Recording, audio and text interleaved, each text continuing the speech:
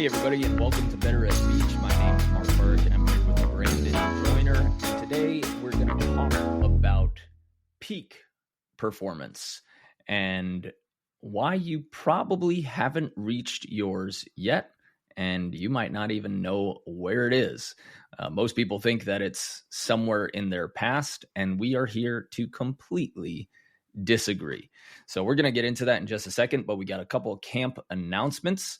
Punta Cana is happening. It is a 7-day all-inclusive camp with a bunch of our coaches and pros, and tournaments every day, training every day, the most all-inclusive volleyball experience we think you can get. That's happening November 29th to December 5th. And we have upcoming October 31st in Fort Myers, which I think is 2 spots away from being sold out. In Huntington Beach, we're running a 3-hour clinic. So Brandon is going to be heading that up with a couple other coaches. So that's going to be in Huntington Beach, our first trip down there. And November 7th, Brandon's going to be in Virginia Beach as well with our team of coaches. November 14th, we'll be in Dallas, Texas. December 12th in Houston, Texas at Third Coast. We have a women's intermediate 10-spot only camp in St. Pete, Florida, December 19th. January 23rd, we're heading back to Grand Sands Volleyball in Loveland, Ohio. And then February 6th, this is pretty cool. We're going to be at the Phil Dalhouser Academy in Orlando, Florida. And February 13th, we are heading back to Salt Lake City, Utah to check out their new facility, Sandbar's second facility in South Bluffdale. So just outside Salt Lake City, we're going to check out their new spot and run a camp there February 13th. And if you're coming to Hermosa Beach, Manhattan Beach, Santa Monica, Venice, take a look at our website. We have classes just about every day, and you can make a true weekend event of it. One of the cool things we got going on coming up November 9th, I'm running a fitness seminar. So if you are wondering how to work out for volleyball, including technique, reps, sets, and you want to get a full program and you want to get an in-depth explanation on how to use the best technique and how to structure your workouts, it's going to be a 3-hour in-person seminar here in Redondo Beach. But if you come on that Friday night or Saturday morning, you can get 3 hours of classes, then 3 hours of classes on Sunday, then take the 3-hour workout seminar and join our Kings and Queens League on Sunday night. So you could make a whole weekend of it. And that is going to be happening November 8th and 9th. And you can sign up for one or all. You're invited. Yeah. Something that it's been pretty cool recently in California, specifically, mainly in the Southern California area. We started growing and trying to go to as many different places. We used to limit ourselves to really only Hermosa. But as of recent, I'm putting a lot more energy into coaching in person in California, which has been fantastic. So if you have a group of similar level players and you want me to come work with you guys, shoot us an email, support@betteratbeach.com. I have a men's B group that I'm working with this weekend in Santa Monica. That's how the Huntington event got created, is someone who was coming to our Santa Monica clinics, loved it, and was like, hey, will you come to me? I'm like, sure, let's get the people. And we customize the pricing and situation for you guys, depending on how far it is, how many people we can get, and stuff like that. So yeah, if you're in California, you're in the Southern California area, I would say I'm willing to drive and work with you guys. So just shoot us an email, super easy. And then we just have people sign up, and then we show up and give you guys 3 hours of really cool lessons, drill ideas, a lot of gameplay where coaches hop in and play with you. And then we also throw in some Better at Beach swag with it so that you can rep it on the court. So yeah, exciting things for California right now. It's been cool. Definitely. And if you're not coming and you still want some swag, you guys got to check out the shop header on our website. We have our Shopify up and running, and we have our Slunks or bubblegum slunks design up on that site. So if you're a slunks head, go ahead and get your gear. And we have a few other cool things that you can get from there. But today we're talking, quick, Mark, before we get into that, I just want, like, one of my favorite things about this, the podcast, the YouTube channel, the Instagram, is whenever we're out, especially if we're at a volleyball tournament, a lot of people like come up and say hi to us. We absolutely love that. Please come say hi. We're always surprised of when people recognize us and like come up and say hi and thank you for the videos. Keeps us going. This past weekend, I went to the F1 race in Austin, which was crazy. One of the biggest sporting events I've ever been to. If you've never been to an F1 race, check it out. It was super exciting. And I was there and I was like, I even had a thought at one point. I was like, all right, this is going to be the event that I don't see another volleyball player. Sure enough, 30 minutes later, I'm walking around and someone screams out like, better at beach. And it was like a couple that just moved to Austin, some people in San Diego that recognized us. And then I got home and I got another DM that was like, hey, I saw you at turn 1. You were just too far away. No way. And so it's so cool that, like, one, that we have people that consistently watch and tune in, that keeps us going. And then when you guys do say hi, it makes us happy. So keep that up. Yeah. It was really cool to see those people and just kind of have that volleyball world inside of another event, which was kind of funny. Yeah. I am always surprised by how many people actually listen to or watch this podcast. Because I keep getting DMs, especially from coaches who want to come and coach at our camps or train as a coach. We're getting constant reach outs, and now our coach list for camps is like 40 people deep, which is pretty sick. But it takes a lot to be able to coach for us and run camps and run a court. So the process is always come and volunteer at a camp.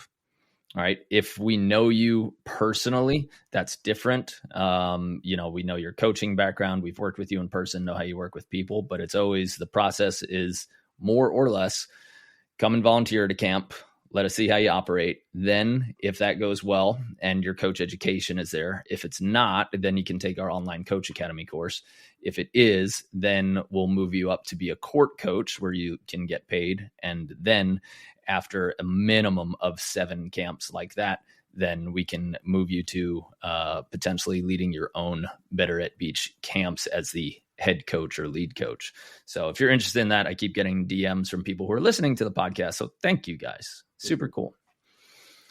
So we're in New York and cool again. I got another FDNY guy. He used to run the FDNY volleyball team, and I think it was maybe 60 years old, came to our camp, and he came to our camp with his son, both really cool guys. And he said something in a private conversation that I thought was, man, it hit hard. And I had to like re-announce it at the camp. But he said, guys like my age, they all talk about like not going to a camp or not going to a place where they can get better because like, oh man, I'm after my peak. And he goes, and I just thought that was complete BS, because if you didn't put in the years and the time at full speed, full energy, full intent in your 20s and 30s, where your athletic peak is supposed to be, because if you didn't do that at that time, you have no idea where you can peak. Mm-hmm. He's like, most people, if they didn't put in that time, their peak is going to be whenever they want to put in the most energy to learning. And so just because you're not 18 to 35 anymore, that is not the only thing that says whether you've reached your peak or not. Maybe you had a job, maybe you had a career, maybe you had other things going on, or maybe you just discovered volleyball super late.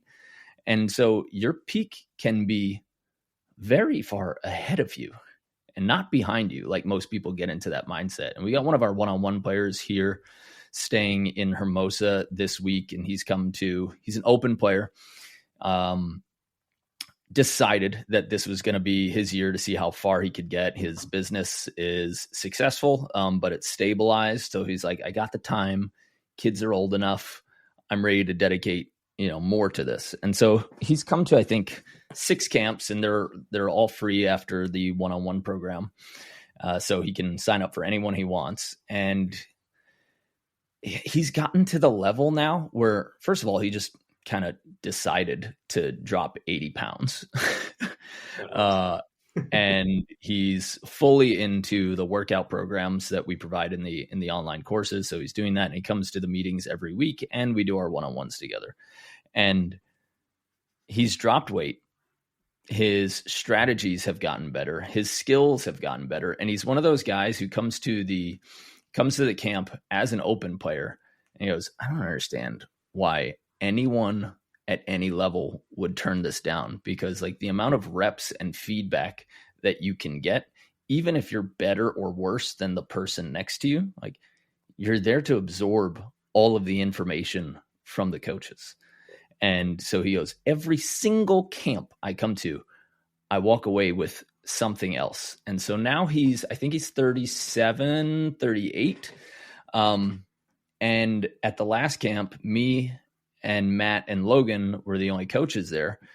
And Jasmine, but Jasmine didn't want to play 2-on-2 after the camp. And we said, hey, James, want to practice with us? Want to get in the coaches practice? Mm-hmm. And he held his own, and him and Logan beat me and Matt, so like my own player that I'm coaching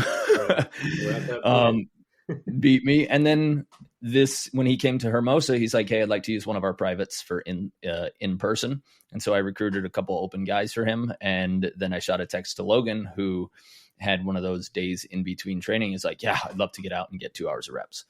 And so now James has had 4 hours of direct training with and against Logan Weber.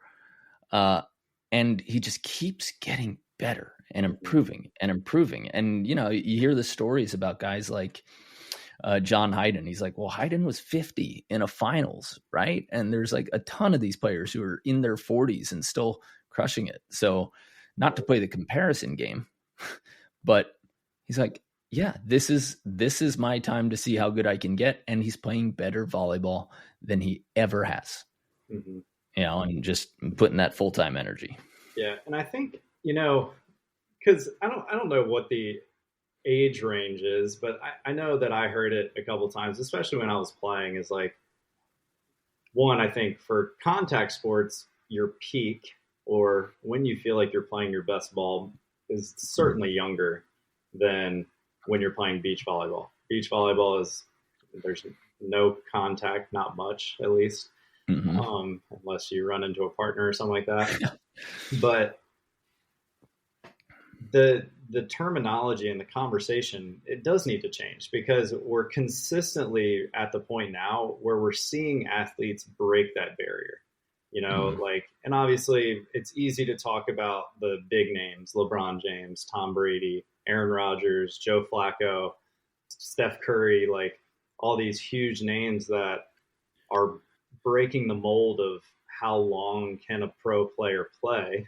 But really, the science has just improved so much with health. The conversation of health has become something that is prominent in every single household, which is amazing.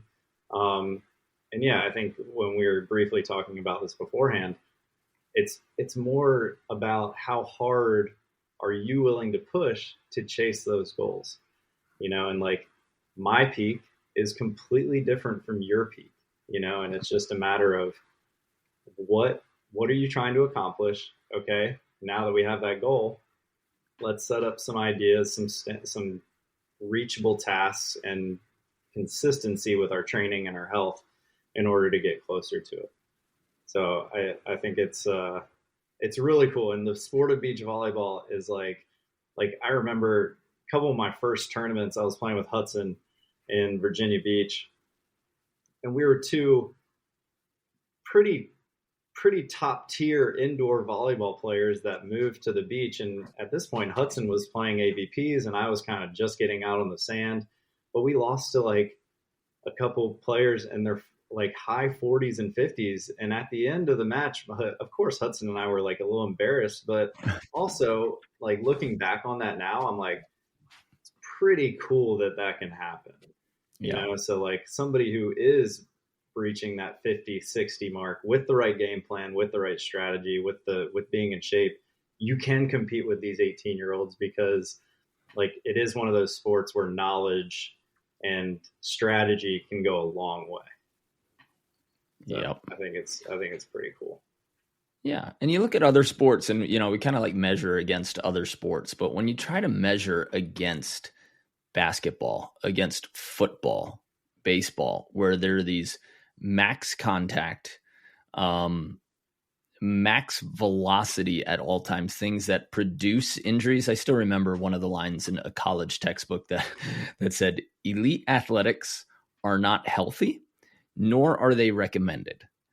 And pushing your body to the edge of its capacity at all times, especially with like hard contacts, hard grounds, stopping and starting on your joints with other people in your way, you know, that's different. And that's why you're not going to see NFL guys who aren't quarterbacks or kickers or, you know, maybe the occasional center or long snapper. Like you're not going to see them past 30 because the injuries just keep building up and they can't sustain that. But with volleyball, you don't have that. And it's so much easier to maintain your body as a beach volleyball player if you just do the right things. You don't have to worry about so much of that impact and joint degradation or anything like that. Of course, it's going to have an effect, but most people, it has a bigger effect just because they're not doing the little things on their own before they play and taking care of their body. They're treating volleyball as their only exercise instead of prepping their body to actually compete. I got a quick question for you. This is throwing on the spot, so hopefully, I'm not sure if you remember. I can remember for me personally, but did you ever have a point in your career where you kind of felt like you plateaued and like were kind of questioning, like, is this it?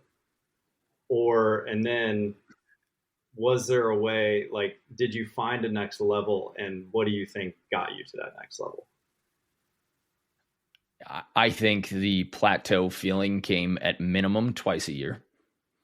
Wow. Very consistent. Where you're like, you know, because when it's your full time, like your days can feel like months. Mm-hmm. Same thing like in the business or the back end of stuff. Like anytime we change something or announce a new camp or a new training program, it's like, okay, yeah, we're going to do it.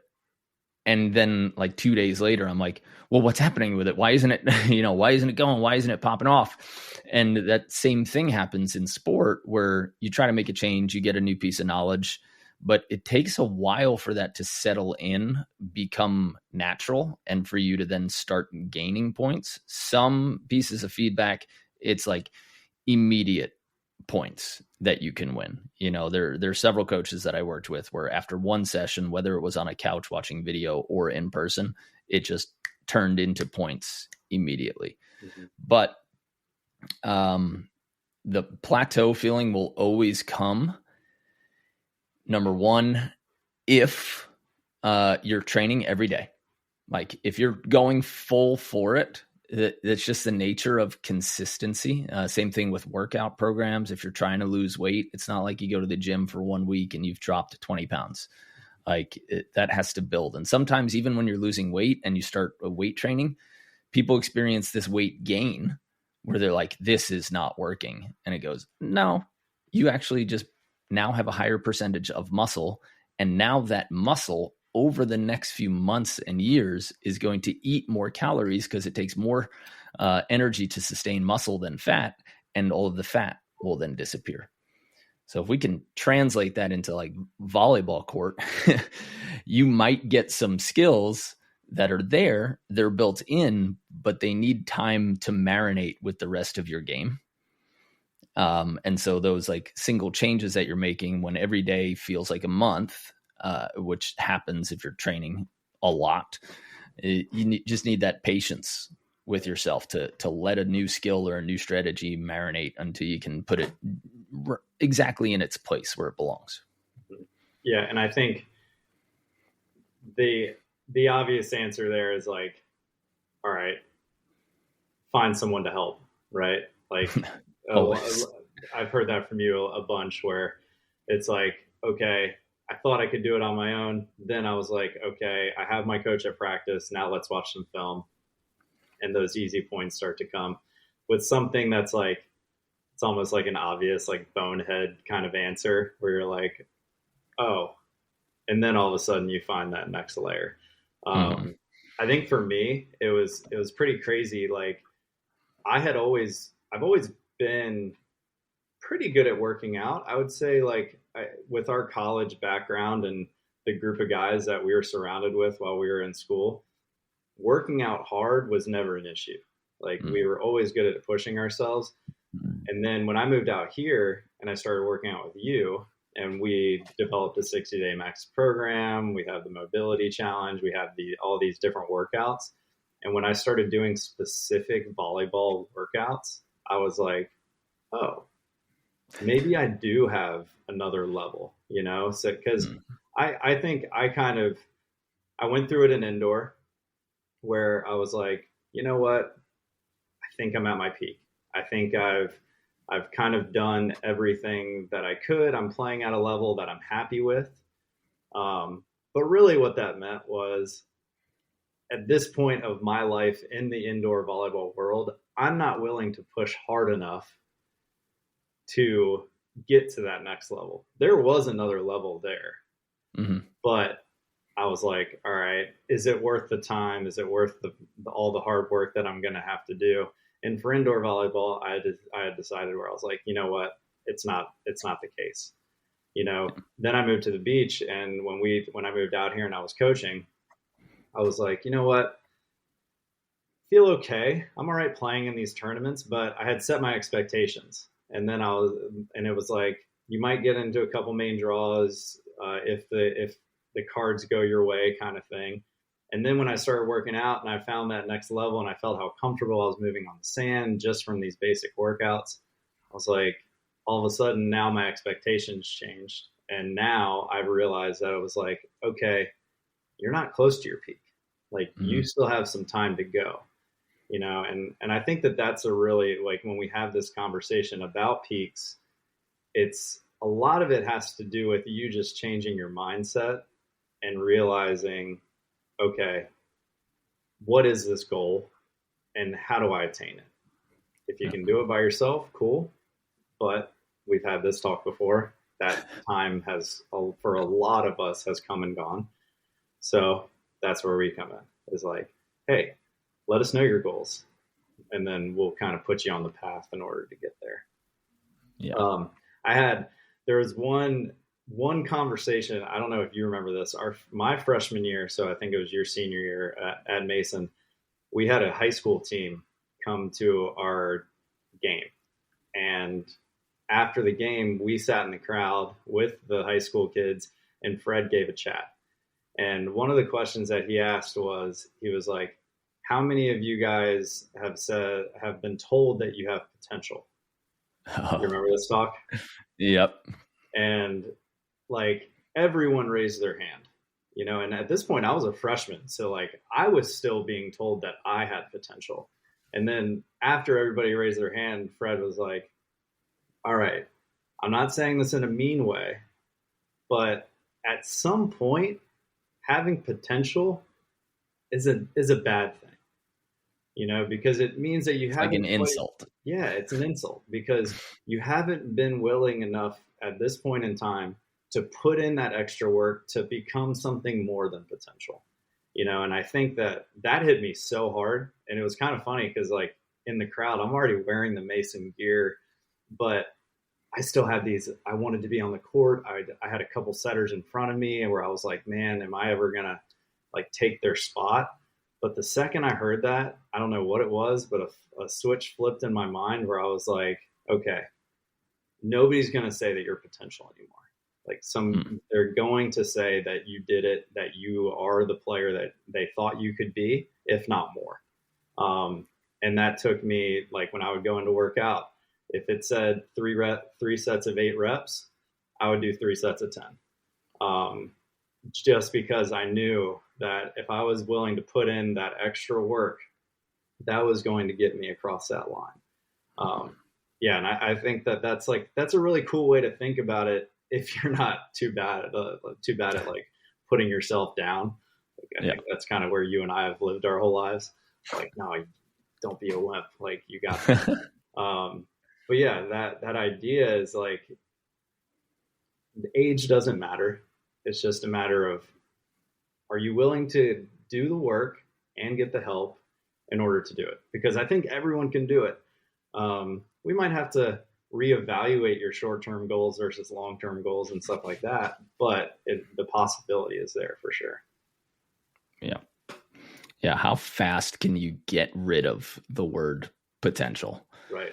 And then you also have to realize, just to say it one more time, if you didn't go as hard as you possibly could, you have no idea where you can land if you put in the time, the knowledge, and then get the help and get the reps. Mm-hmm. It's such a fun way. And we see that from people who have started late, people who got into the game late. Like, listen, Dustin Watton, who was the indoor national team libero.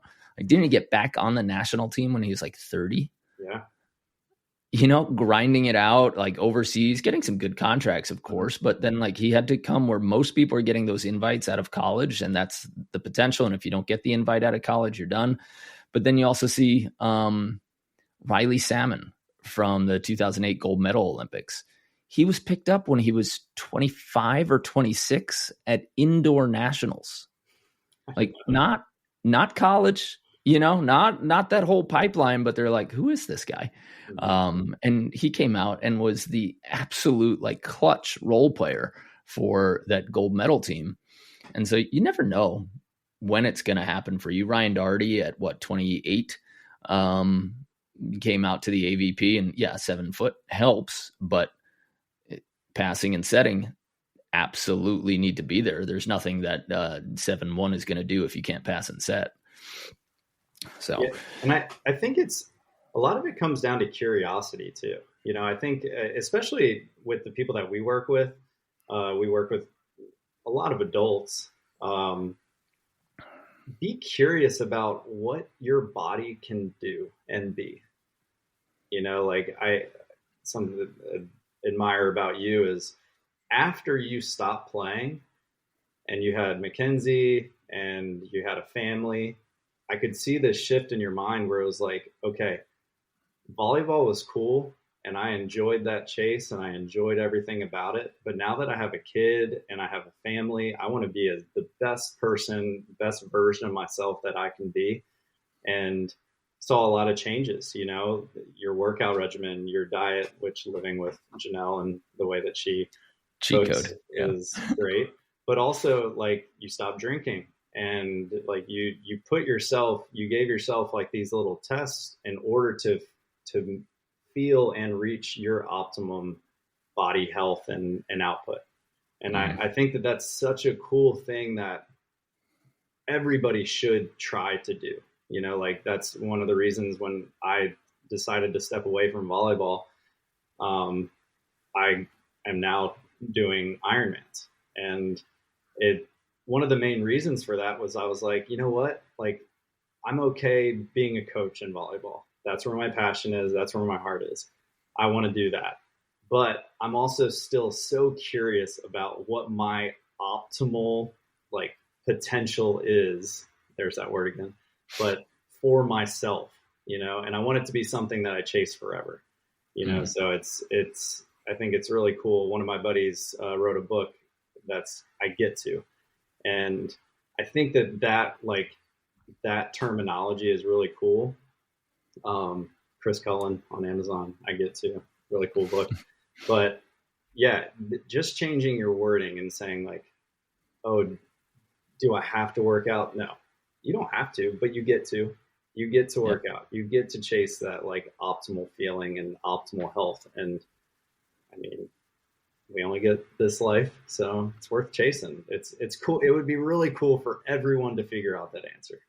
Mm-hmm. I think that a lot of us we go through life not knowing what that answer is. So, and just from the AVP as well, I wonder how many careers have flopped or stagnated due to the not willing to pay for a coach aspect of it. Yeah. Like, yeah, you got to feed yourself. If you're still going to players' parties, but you're not paying for a coach, you're an idiot. Or you've got different goals, or you're just confused about not getting the partners that you want. Yeah. All of those things. Although I did get Jeremy Casebeer after a bad loss hanging out in a bar, and that's when we went to Australia. We chose at that bar to go to Australia together. Hey, socializing is never bad. We're okay with socializing. Just got to have a reason, you got to have your why. But yeah, how many players could be so significantly better, especially on the AVP? If coaching were provided at scale for free by like USA Volleyball, or, if they chose to pinch a couple more pennies and dedicate it to a coach. And there's somebody, Christy Jenkins, who played for Australia for a little bit. She was an elite gymnast forever. And when she found volleyball, her number one thing was, who's the best coach? I'm going to find them. I'm going to live with them, move to whatever city they're in and do that, because that's what gymnastics people are like trained to do. Like in gymnastics, it's you have to find the best training academy and the best coaches, period. So she carried that mindset into volleyball. And then she started taking third, seconds, first on the Australian national tour, within 3-4 years. Like, okay, yeah, she's athletic, but she made the immediate right moves, So if you're out there wondering what your potential is, or you think you've passed it, we're here to prove you wrong. So go for it. Give yourself some training time. Find a good workout program. See if you can get in training groups with better players and stop just playing, but actually try to improve something. Check out a bunch of our videos on YouTube and actually apply them in and out. Again, they're videos. They're not coaching to an individual. So any video, we're talking to a mass audience. And I'll go into camps and I'll say something completely opposite to certain individuals that I might have said in a video or a reel, just to get them to a different place in their spectrum of skills. And so that's where the individual coaching thing actually comes from, because you can learn a lot from videos, but at some point there's a huge advantage to having somebody watch you specifically and see if what you're trying to do, if you're actually applying the things or you just think you are. And there's a lot with sports, so never know. So that's it. That's our episode for today. That's good. Yeah. You guys have not passed your peak. Your peak is in front of you. It's just waiting for you, and it's time to get rid of your potential. Yeah. It was created by somebody who felt like they got to a point where they weren't willing to push anymore. That's what when somebody says that they reached their peak, it means they reached their mental peak of wanting to participate. It doesn't mean that they missed their physical peak. I strongly agree with that. Yeah. Cool.